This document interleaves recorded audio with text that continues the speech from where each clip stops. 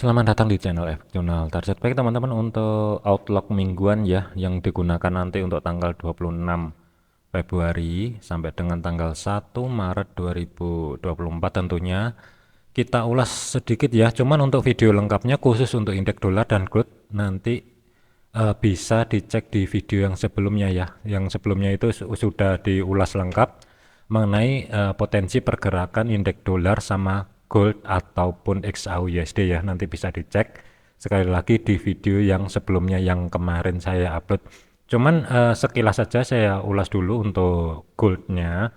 Batasan pantau itu kurang lebih ya teratas untuk minggu ini maksimal adalah 2065 sampai dengan 2073 sebagai resisten 3 dan 4-nya. Kemudian support 3 dan 4-nya itu ada di 1987 dan 1980 sebagai psiko price levelnya. Kemudian hati-hati, pergerakan saat ini untuk gold itu ada di level area 2036 menguji level area resisten yang pertama. Kalau misalkan hari Senin itu mampu keangkat ke atas, mungkin akan menguji level area di antara 2050-an ya, kurang lebih 2050-an baru mungkin ada potensial untuk gold ini ada sedikit penurunan kurang lebih menuju level 2026 sampai dengan supportnya yang berada di 2016 tentunya. Cuman lengkapnya bisa dicek di video yang sebelumnya. Lanjut ke pound sterling USD tentunya. Ini sudah saya marking tentunya zona pantau untuk minggu ini batasan level teratas itu kurang lebih di kisaran sebagai resisten keempatnya ada di 1.28500-an. Ini sebagai R4-nya, R3-nya ada di 1.28200. Kemudian support yang kedua itu ada di 1.27500. Support pertama itu ada di 1.2687. Ini sudah dites. Untuk zona-zona yang di blok kuning atau blok biru ini sebenarnya sih zona supply atau demand yang dilihatin dari segi time frame H1 ya.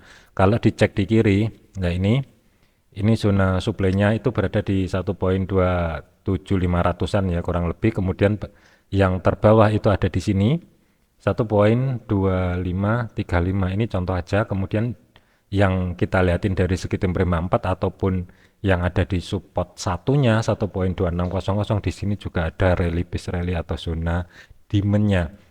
Balik lagi ke time frame 4-nya tentunya potensial untuk pound sterling USD ini untuk minggu ini tentunya masih ada potensial untuk pelemahan kembali atau penguatan dari segi USD.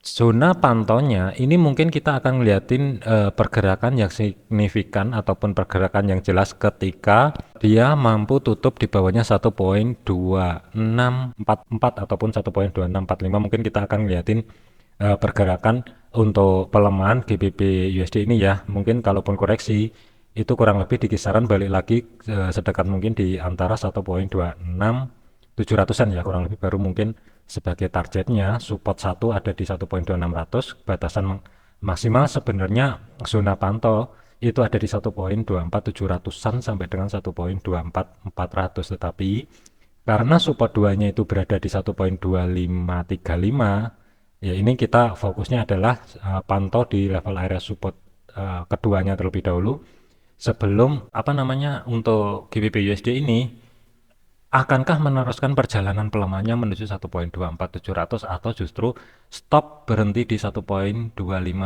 baru harga lanjut ke atas. Ini yang mesti diantisipasi. Planning saya sebenarnya adalah untuk GBP USD ini adalah sell, tetapi dua area yang mesti saya pantau untuk cari setup sell-nya. Yang pertama adalah kalau misalkan skenario pertama, harga mampu break di bawah pivotnya, kemudian koreksinya ini selama tidak mampu membuat high baru yang berada di 1.27100-an, mungkin saya akan sell di sini dengan targetnya nggak bisa jauh-jauh dulu. Targetnya itu ada di 1.2600, ini TP1.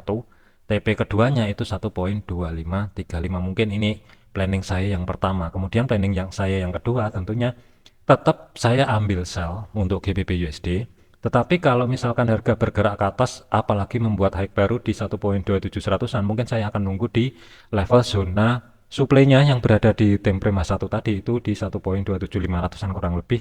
Selama ini tidak di break ataupun tutup di atasnya batasan maksimal sebagai zona supply 1.27700-an. Tinggal tunggu konfirmasi pembalikan arah, mungkin saya akan cari ancang-ancang untuk setup sell. Tetapi kalau skenario alternatif yang kedua ini sebagai targetnya kembali di pivotnya yang berada di 1.2645 ini sebagai TP1-nya ada di sini. Kemudian TP2-nya sama 1.2535 ini untuk GBP USD. Kemudian untuk Euro USD, ini kalau dilihatin dari segi time frame 4, zona pantau tentunya batasan maksimal ya. Batasan maksimal itu kalaupun penguatan kembali, itu teratas ini lumayan besar, tapi saya ragu, terus terang untuk Euro USD ini saya ragu kalau minggu ini, kalau misalkan terjadi penguatan itu menuju level area 1.1, kurang lebih ya, sebagai risiko price levelnya saya masih ragu. Berpotensi kembali menguji level area support kedua dan ketiga di 1.06550 ini mungkin ada, tetapi ini mungkin kita lihatin dari segi time frame 1 sedikit kelihatan. Kuncinya sebenarnya ini masih ada ataupun berpotensi menjadi base drop dengan syarat itu harga harus mampu bergerak terlebih dahulu di bawahnya 1.0802 kurang lebih. Ini mungkin nanti akan menjadi zona supply baru. Untuk saat ini masih belum bisa dikategorikan dan harga masih bergerak di harga tengah dari pergerakan weekly yang minggu lalu. Zona tengah atau pivotnya itu berada di 1.0825 tentunya. Balik lagi ke time frame H4-nya. Potensial kalau misalkan Euro USD ini mampu menembus level area 1.0802, berpotensi menguji level area yang menjadi support satunya yang ada di 1.07825. Ini yang pertama. Yang kedua adalah mungkin pergerakan minggu ini nggak jauh-jauh dulu.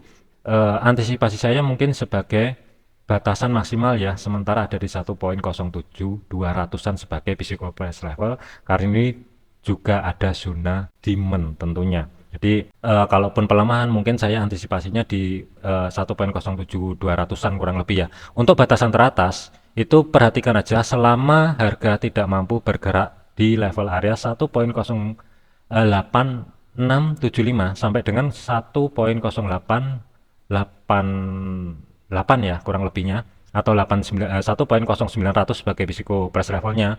Ini masih ada potensial untuk Euro USD ini akan melanjutkan perjalanan pelemahan menuju support 1 dan support 2. Kuncinya skenario bearish untuk Euro USD ini akan tercancel jika harga mampu membuat high baru dan tutup di atasnya 1.0900. Mungkin ini skenario-nya akan berubah menjadi bullish kembali dari segi time frame jangka pendek. Tetapi selama harga masih berada di bawahnya 1.0900-an, masih berpotensi untuk Euro USD ini melakukan pelemahan lebih lanjut. Cuman batasan untuk minggu ini tentunya itu jangan jauh-jauh dulu di support 2-nya batasan maksimal. Mungkin skenario saya adalah saya akan ngambil sell. Yang pertama bisa jadi dia tutup di bawahnya 1.08025, sedekat mungkin menuju level support satunya, mungkin akan ada sedikit koreksi, ngambil zona supply yang baru terbentuk, baru potensial drop. Ini yang skenario saya pertama. Atau bisa jadi skenario yang kedua nanti, setelah dia masuk ke level area support satunya di sini, mungkin kalaupun batasan maksimal koreksi atau harga menguat kembali ya, kemungkinan di kisaran level area 1.08675 mungkin ini baru akan melanjutkan penurunan kembali. Cuman kesimpulannya adalah untuk Euro USD, posisi saya pribadi adalah saya masih optimis untuk ngambil sell jangka pendek minggu ini. Audi USD sama, planning saya adalah sell tentunya, cuman saya ini nggak mau buru-buru karena ini masih belum mampu tutup di bawahnya pivot yang berada di 0.6558 tentunya. Mungkin saya akan ngeliatin level area yang di blok biru kurang lebih di sini. Saya akan pantau sekali lagi di sini. Kalau misalkan harga tidak mampu tutup di atasnya 0.6600 sebagai physical price level ya. Physical price levelnya ada di 0.6600 di sini. Mungkin saya akan cari setup sell tentunya, tetapi target saya mungkin sebagai TP1 0.6535 ataupun 34 ya di sini. Di sini kalau dicek di time frame 1, tentunya di sini juga ada zona demand. Baru nanti target TP2 ada di 0.6495 kurang lebih di demand yang kedua yang bertumpuk dengan support yang kedua juga. Batasan maksimal ring area pergerakan untuk minggu ini kurang lebih batasan terbawah adalah di 0,64432, batasan teratas adalah 0,6673, kurang lebih di kisaran level area tersebut. Eh, ini saya lebih memilih untuk cari ancang-ancang untuk setup sell untuk pair Audi USD. Selanjutnya adalah USD CAD atau USD Kanada ya. Kita lihatin dari segi time frame weekly tentunya. Jadi time frame weekly ini, garis ini yang saya ambil ya, yang saya ambil adalah penutupan di minggu kemarin itu kurang lebih di kisaran yang terbentuk di tanggal 19 sampai dengan tanggal 23 Februari kemarin untuk menentukan batas support resisten yang dipakai nanti di tanggal 26 Februari sampai dengan tanggal 1 Maret tentunya. Kita masuk ke time frame H4. Untuk time frame H4, USD CAD ini bergerak di atas pivot tetapi masih tertahan di level area zona resisten yang pertama, kurang lebih ya pergerakannya itu ada di sini, ada yang di blok biru ini 1.35200 sebagai resisten yang pertama. Potensial ini ya hati-hati karena ini membuat sebuah channel, ini tinggal nunggu satu konfirmasi break ke atas. Kalau misalkan digambar ya, kalau harga mampu tutup di atasnya level area resisten atau zona supply yang di time frame satunya break, masih ada potensial untuk koreksi menuju level pivotnya sebelum harga keangkat ke atas menuju batasan maksimal adalah 1.36400-an kalau dibulatkan. Tetapi kalau kehilangan support satunya, potensial akan menguji level area 1.3400 sebagai psikologis press levelnya untuk USD CAD. Planning saya adalah untuk USD CAD ini tentunya adalah mencari setup pembelian, tetapi saya harus menunggu level area sebagai zona resisten satu yang berada di 1.35200 ini break terlebih dahulu baru koreksinya. Kalau misalkan nanti mendekati level area pivot yang berada di 1.3488 atau 1.34900 mungkin saya akan cari ancang-ancang untuk setup pembelian tentunya. Tetapi sebagai batasan stop lossnya ruang gerak sekitar 65 pip untuk USD CAD dengan target TP1 ruang gerak sekitar 70 pip dan maksimal adalah 140 pip ini untuk minggu ini. USD Swiss sama, ini rata-rata membuat channel juga. Dari segi time frame 4-nya tentunya batasan maksimal zona pantau minggu ini ya teratas 0.89500 sebagai physical price levelnya. Cuman ini kalau kalau pastinya ini kalau harga di garis ini ya maksudnya itu ada di 0.8941, tapi kalau dibulatkan ini bisa dibulatkan ke 0.89400 atau kalau time frame besarnya 0.89500 sebagai physical price levelnya. Harga saat ini masih bergerak di level area di bawah resisten yang pertama yang berada di 0.88200-an. Kuncinya adalah kalau hari Senin besok ini harga mampu break, mungkin akan melanjutkan penguatan kembali menuju resisten yang pertama. Kalau resisten pertama ini mampu di break dan membuat high baru, mungkin kita akan lihatin dari segi time frame M30 atau H1-nya akan terkoreksi sedikit ke bawah. Selama nanti batasan terkoreksinya itu tidak mampu tutup balik di bawahnya resisten yang pertama yang berada di 0.8821, mungkin akan melanjutkan kenaikan menuju resisten yang ketiga sampai dengan maksimal adalah resisten keempat. Tetapi hati-hati, berpotensi sideways untuk USD Swiss ini, rank area sideways-nya itu berada di support satunya 0.8757 kurang lebih sampai dengan resisten yang pertama ada di 0.8821. Kesimpulannya untuk USD Swiss ini, planning saya ancang-ancang untuk cari setup pembelian. Dua area yang saya pantau adalah di pivot 0.8789 dan 0.8757 tentunya. Skenario alternatif kalau misalkan setelah break resisten yang pertama, antisipasi kalau misalkan harga ini balik terkoreksi sedikit lebih dalam, selama harga tidak mampu bergerak di bawahnya support yang pertama yang berada di 0.8757, planning saya tetap ancang-ancang cari setup pembelian. USD Yen atau USD CPY ini dari segi time frame 4 juga kita ulas sekalian. Kemungkinan pergerakan ini mungkin banyak yang nargetin USD CPY ini pembelian dengan target maksimal ada di 152.00 tentunya untuk jangka panjang. Tetapi hati-hati karena ini masih berada di level area sideways.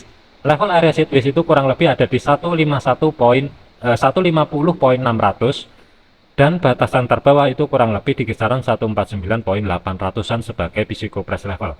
Kuncinya, kalau misalkan pergerakan untuk USD JPY ini tidak mampu bergerak ke bawah tembus ataupun bergerak di bawahnya support satunya yang berada di 149.86 ini, masih berpotensi untuk USD/JPY ini melakukan pergerakan menuju level area resisten yang keduanya, karena resisten satunya ini sudah sempat dites ya, 150.600an ini sudah sempat dites, kemudian sedikit terkoreksi.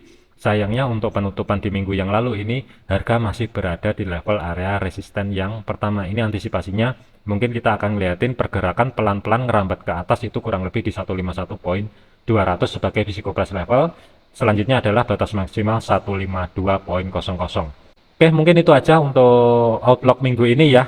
Ingat, jadikan video ini sebagai referensi, jangan dijadikan sebagai patokan. Segala keputusan resiko ditanggung masing-masing. Sekian, terima kasih, sampai jumpa di video selanjutnya.